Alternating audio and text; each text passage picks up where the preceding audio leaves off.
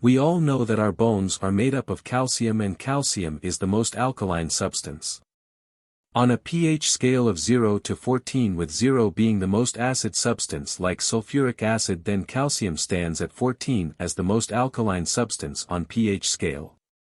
The value of 7 on pH scale is neutral, and our blood pH is between 7.35 and 7.4 at any given time. If the blood pH goes beyond 7.4, then we suffer from alkalosis, and if the blood pH decreases below 7.35, then we suffer from acidosis.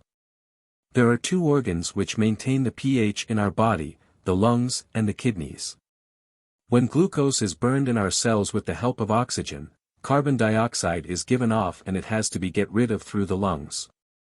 If it is not, then the carbon dioxide builds up in the blood, and that creates a more acid environment. The next organ is our kidneys, which basically filters blood to remove acids and maintains the pH of blood.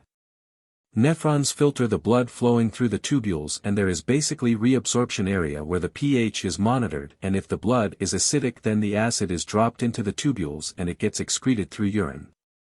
On the contrary side, if the pH of the blood is alkaline, then the acid is reabsorbed from the tubules and into the blood.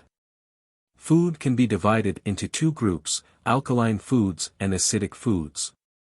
Some examples of alkaline foods will be lemon, dark leafy vegetables, fruits, millets, etc.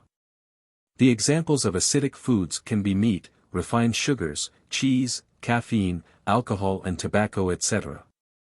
To a certain extent our lungs and kidneys maintain pH of blood in our body, but when we excessively consume acid-forming foods, then even the lungs and kidneys become incapable of maintaining the desired level of pH in the body, and as a result the blood pH starts to drop from 7.35, and when the blood pH drops to 7.22, then our body takes the drastic step of pulling out calcium from our bones in the form of calcium phosphate, which is the most alkaline substance in our body, and uses the calcium to alkalize our blood.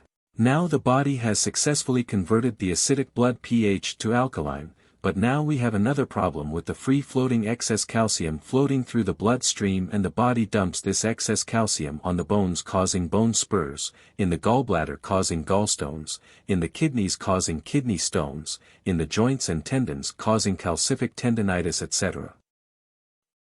The simplest way to avoid all these complications of developing bone-related diseases is to eat alkaline food and acid-forming foods in the ratio of 80% and 20%, so that our body naturally can maintain the normal blood pH value. The key to avoid most diseases is to maintain this balance of alkaline and acid-forming foods. Follow this simple rule and see the results for yourself. If you like this video and want more such informative videos, then please like, share and subscribe.